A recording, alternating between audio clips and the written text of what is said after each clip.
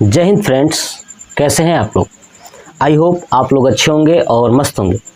मैं क्लास 10 का मैथ पढ़ा रहा था, जिसके अंतर्गत टोटल मैंने 6 चैप्टर कंप्लीट करा दिया है। ठीक है, चैप्टर नंबर जो 6 था ना, वो था त्रिभुज। मैंने त्रिभुज के बारे में बहुत सारे डिटेल्स मैंने आपको समझाया था कि समरूपता क्या होती है। ठीक है, और आज हम लोग पढ़ने वाले हैं चैप्टर नंबर 7। और चैप्टर नंबर 7 में स्टार्ट करूंगा, और स्टार्ट करने से पहले इसका पूरा इंट्रोडक्शन समझाऊंगा कि आखिर में चैप्टर नंबर 7 में हमें पढ़ना क्या है। ठीक है, तो चैप्टर नंबर 7 है निर्देशांक ज्यामिति। तो चलिए सबसे पहले लिख देता हूँ निर्देशांक ज्यामिति।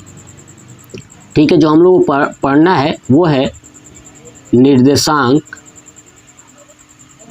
ज्यामिति। याद रखिएगा, क्या चैप्टर का नाम क्या है? निर्देशांक ज्यामिति। देखिए, सबसे पहले यही जानते हैं कि आखिर में निर्देशांक ज्यामिति है क्या। तो देखिए, अगर आप देखोगे तो जो ये निर्देशांक है ना, ये 2 शब्दों से मिलकर बना है।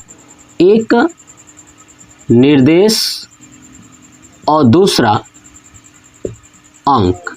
ठीक है, निर्देश और अंक ये दोनों मिलकर बना है निर्देशांक। ठीक है, और ज्यामिति, ज्यामिति कुछ नहीं है। ज्यामिति का मतलब होता है चित्र।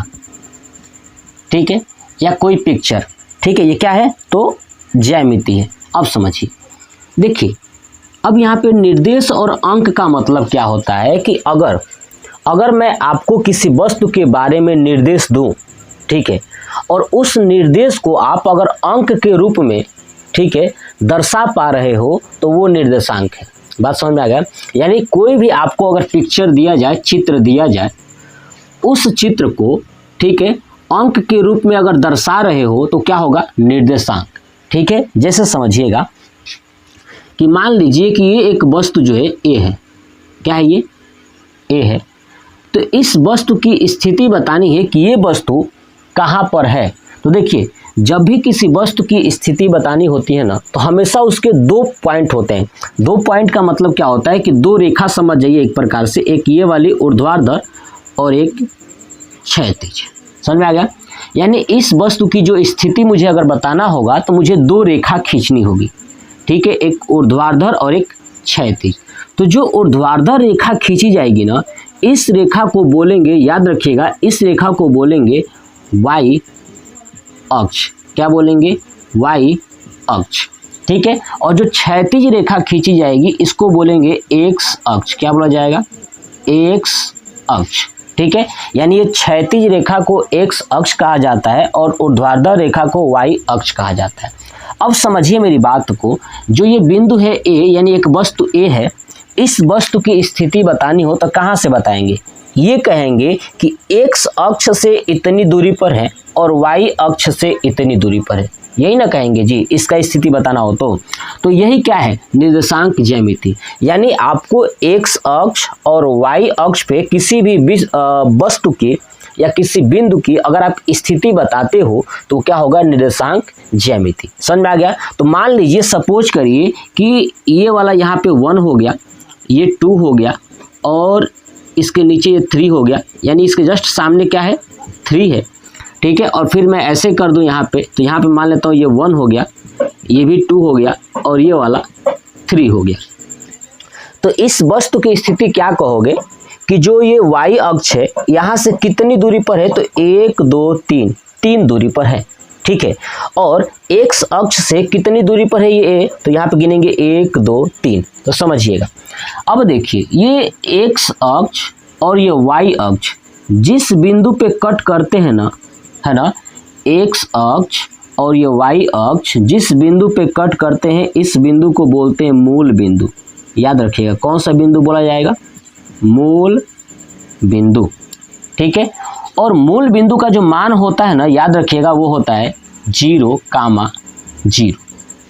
ठीक है, 0, 0 का मतलब क्या होता है कि आगे वाला जो 0 है ना, और ये वाला 0, ये बताता है ये आगे वाला 0। देखिए, ये आगे है और एक पीछे।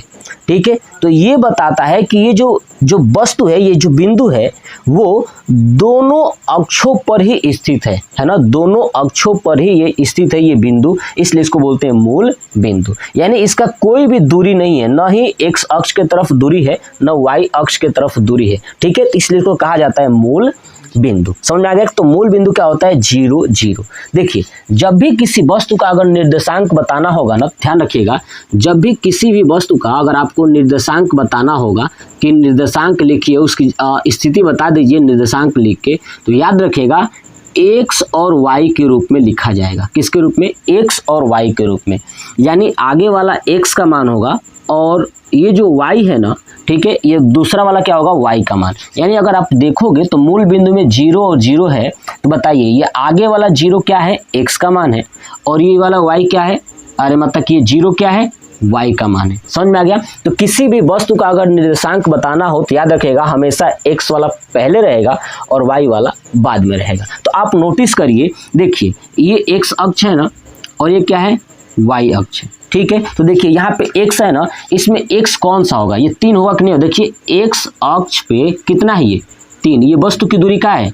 3 है ना। y अक्ष पे कितना है? तो 3। यानी इस वस्तु का अगर स्थिति बताना होगा निर्देशांक के रूप में तो क्या लिखेंगे? x अक्ष वाला पहले लिखेंगे यानी 3 कामा, और y वाला बाद में लिखेंगे, ठीक है। y वाला भी क्या है? तो 3, यानी 3 कामा 3। यानी जो वस्तु A है उसकी स्थिति क्या होगी? 3 कामा 3। समझ में आ गया ना, ठीक है। तो जब भी किसी भी वस्तु का अगर निर्देशांक लिखना हो तो ऐसे आप लिखेंगे। चलिए अब समझते हैं एक और एक्स्ट्रा पॉइंट कि x निर्देशांक क्या होता है, ठीक है। ये भी समझेंगे कि x निर्देशांक क्या होता है, ठीक है। इसी x निर्देशांक को एक और नाम से जानते हैं, याद रखिएगा, वो होता है भुज। क्या होता है? भुज। समझिएगा। दूसरा समझेंगे y निर्देशांक। क्या समझेंगे? y निर्देशांक, ठीक है। और y निर्देशांक को याद रखिएगा, इसको बोलते हैं कोटि। क्या बोलते हैं?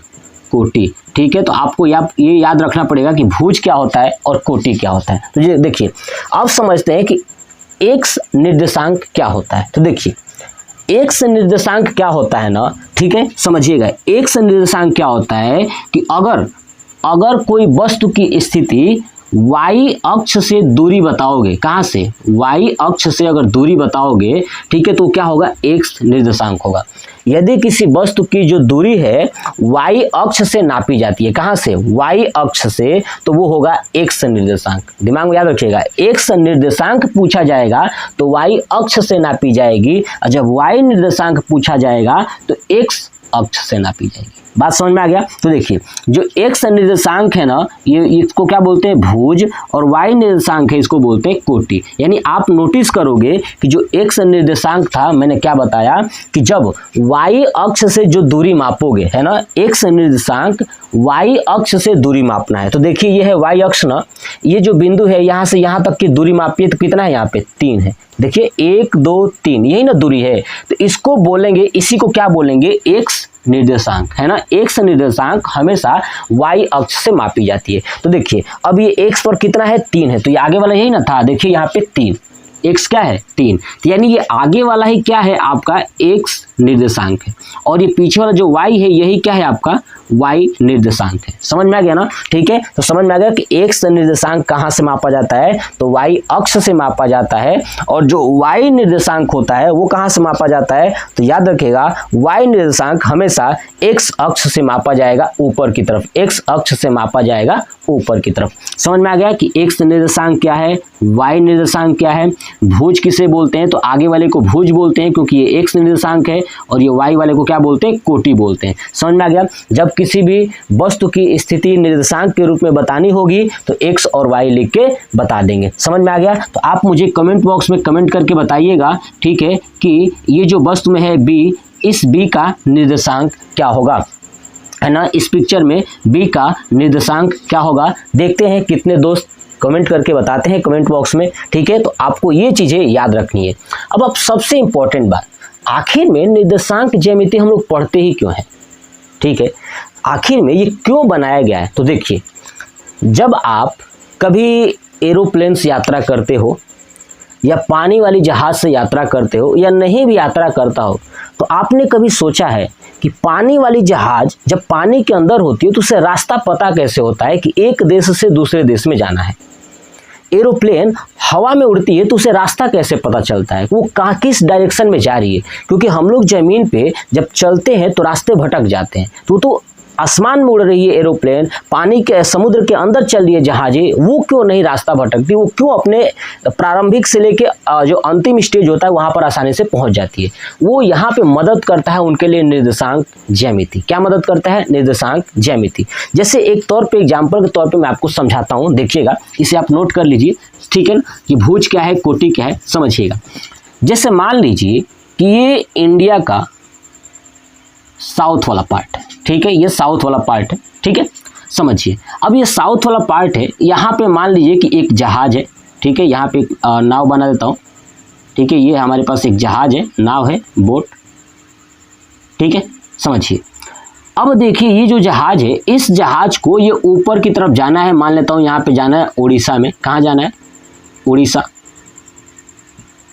ठीक है, उड़ीसा में जाना है इसको, ठीक है। और ये जहाज यहाँ पे मान लेता हूँ ये है अंडमान निकोबार वाला, तो ये अंडमान निकोबार के पास खड़ी है, ठीक है। अब ये जहाज यहाँ पे खड़ी है, उसको जाना है उड़ीसा, तो ये इसको रास्ता कैसे पता चलेगा? तो वो रास्ता बताता है निर्देशांक ज्यामिति। एक्चुअली निर्देशांक ज्यामिति क्या है कि जहाँ पे ये बंदरगाह है ना, जहाँ पे जहाजें रुकती हैं, ये जो बंदरगाह है और जहाँ पे जाना है ये बंदरगाह है, इसको मेजरमेंट किया जाता है। ऐसे जैसे ये एक्स अक्ष है और ये वाई अक्ष है ना, ऐसे माप लिया जाता है। जैसे सपोज करिए ये जहाज है यहाँ पे, ठीक है, ये जहाज है, तो आप नोटिस करिए कि ये जहाज को अगर मैं माप लूँ इसके अकॉर्डिंग, मान लीजिए कि यहाँ से मैं माप लूँ ऐसे करके, ऐसे माप लूँ, ठीक है, और ये पॉइंट्स इसी से मैंने ऐसे कर दिया एक, तो यहाँ पे ये मूल बिंदु हुआ ना, ठीक है। तो अब चेक करेंगे कि मूल बिंदु से ये वाली दूरी कितनी पे है, ये वाली दूरी कितनी है, यहाँ पे समझ में आ गया, ये वाली दूरी कितनी है। तो मान लेता हूँ कि ये दूरी जो है 5 किलोमीटर है। कितना है? मान लेता हूँ कि ये वाली दूरी 5 किलोमीटर है, ठीक है। और ये ऊपर यहाँ पे कितना है, यहाँ तक मान लेता हूँ कि ये है 1 किलोमीटर। कितना है? 1 किलोमीटर। तो ये चेक किया जाएगा या मेजरमेंट किया जाएगा कि यहाँ से जहाज यहाँ तक कितना किलोमीटर है, ये कितना किलोमीटर है, चेक किया जाएगा पहले, है ना, एकदम सीक्वेंस में चेक किया जाएगा। उसके बाद इस जहाज के डायरेक्शन को धीरे धीरे उनका जो रडार होता है ना, रडार जहाँ पे दिखाया जाता है उसमें ऐसा आपने देखा होगा राउंड करके शेप बना होता है और उसमें जहाज की बिंदी दिखाई देती है कैसे जहाज जा रही है। तो ये यहाँ से जब मेजरमेंट कर लिया जाएगा तो पता चल जाएगा कि मान लीजिए कि ये है 10 किलोमीटर। कितना है? 10 किलोमीटर है यहाँ से इतनी, यहाँ पे दूरी, और ये यहाँ तक है 5 किलोमीटर। अब धीरे धीरे इसको यहीं से ऐसे मोड़ना स्टार्ट होगा, धीरे धीरे मोड़ते ऐसे लेके जाएंगे, ठीक है, ऐसे इसको बना दिया जाएगा। अगर मान लीजिए कि ये निर्देशांक ज्यामिति न रहे तो हो सकता है जहाज दूसरे डायरेक्शन में चली जाए, लेकिन ये पता चल जाता है कि नहीं, हमें ये देखिए यहाँ से जितना दूरी है थोड़ा सा कम करना है, थोड़ा सा कम करना है, थोड़ा कम, ऐसे करते यहाँ पे उड़ीसा में पहुँच जाएंगी जहाज। समझ में आ गया? तो एरोप्लेन हो गई, जो पानी वाली जहाजें हो गई, या और भी बहुत सारी चीज़ें हैं, सबमरीन हो गया, सबके लिए ये निर्देशांक ज्यामिति बहुत ज़्यादा उपयोगी होता है, जिसके कारण बड़ी ही आसानी से वस्तुओं की स्थिति को बताया जाता है कि कौन सी वस्तु कहाँ पे है। तो ये था हमारा निर्देशांक ज्यामिति कि निर्देशांक ज्यामिति क्या होता है, एक्स अक्ष क्या है, वाई अक्ष क्या है, क्षैतिज रेखा क्या होती है, ऊर्ध्वाधर रेखा क्या होती है, एक्स निर्देशांक क्या होता है, वाई निर्देशांक क्या होता है, मूल बिंदु क्या होता है। मैंने पूरा डिटेल्स समझा दिया। अगर आपको समझ में आता है तो कमेंट करिएगा, मुझे बताइएगा कि आपको चीज़ें समझ में आई। चलिए अब हम लोग ये जानते हैं कि जो ये हम लोगों ने अभी पढ़ा, ठीक है, इससे जो प्रश्नावली 7.1 है उसमें जो पूछा जाएगा प्रश्न, उसके लिए कौन कौन से फार्मूलों की जरूरत होती है। तो देखिए प्रश्नावली 7.1 के लिए सिर्फ आपको 2 फार्मूले मैं बताऊंगा। कितना? सिर्फ 2 फार्मूले। अगर ये 2 फार्मूले आप सीख जाते हो तो पूरा प्रश्नावली 7.1 कंप्लीट कर लो, ठीक है। आज जब 7.2 पढ़ाऊंगा ना तो उससे पहले मैं आपको एक फार्मूला और बता दूंगा जिससे 7.2 भी पूरा कंप्लीट हो जाएगा। यानी पूरा ये चैप्टर सिर्फ 3 फार्मूले पर है। कितने फार्मूले पे? सिर्फ 3 ही फार्मूले आपको पढ़ना है।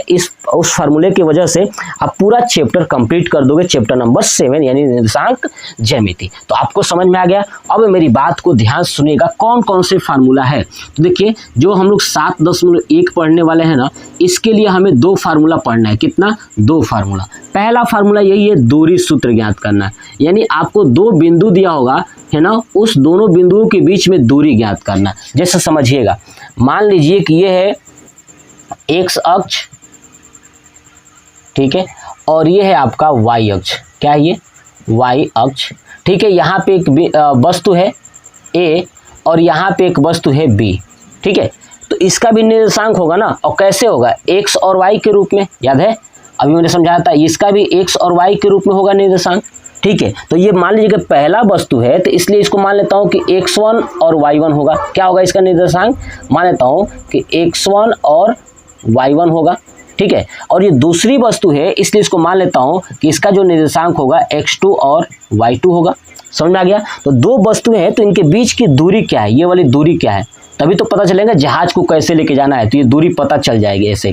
तो ये दूरी कैसे ज्ञात करोगे, ठीक है। अब ये दूरी कैसे ज्ञात करोगे, समझिएगा कि x2 और y2, x1 और y1 के बीच की दूरी, 2 बिंदुओं के बीच की दूरी, इस फार्मूले से आप ज्ञात करोगे। तो देखिए 2 बिंदु है a और b, तो जब भी दूरी ज्ञात करना होगा तो याद रखिएगा रूट के अंदर याद रखिएगा दूरी बराबर क्या होगा, रूट के अंदर देखिए ये x2 है ना, x2 में से x1 घटा दीजिएगा, कोष्टक लगाइएगा, x2 माइनस x1 कोष्टक बंद कर दीजिएगा, इसका स्क्वायर कर दीजिएगा, प्लस ऐसे ही y2 माइनस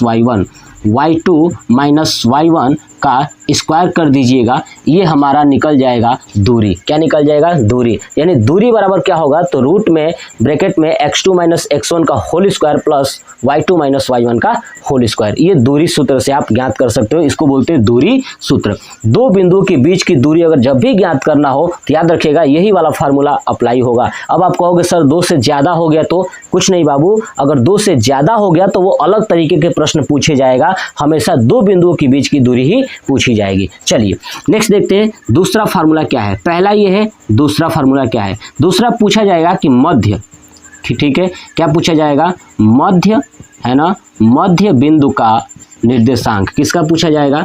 मध्य बिंदु का निर्देशांक। इसका मतलब ये है कि आपको 2 ये जो बिंदु दिया गया है ए और बी, बताइए इसके मध्य में यहाँ पे कौन सा निर्देशांक होगा। जैसे यहाँ पे x1 है, y1 है, x2 है, y2 है, तो यहाँ पे बताइए कौन सा होगा। तो मान लेता हूँ ये x है और y है, बीच वाला क्या है? मध्य में, ठीक है, ये x है और y है। तो इसी का मान ज्ञात करना है कि x का मान कितना होगा, y का मान क्या होगा। तो देखिए 2 बिंदुओं के बीच में अगर 2 बिंदु है, उसके मध्य बिंदु का अगर निर्देशांक ज्ञात करना हो तो क्या करना होगा? देखिए पहला वाला x का मान अगर ज्ञात करोगे तो कुछ नहीं करना है, x का ज्ञात करना है तो x1 प्लस x2 कर दीजिएगा, अब बटे 2 कर दीजिएगा। समझ में आ गया?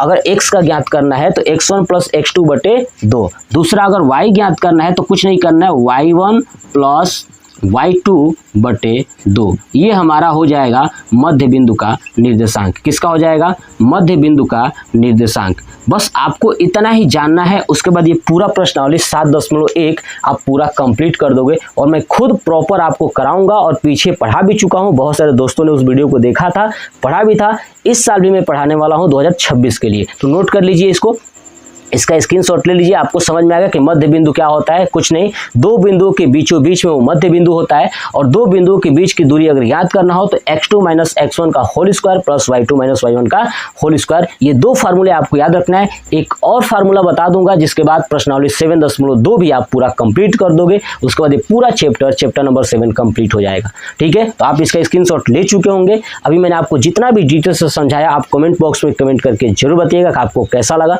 जय हिंद।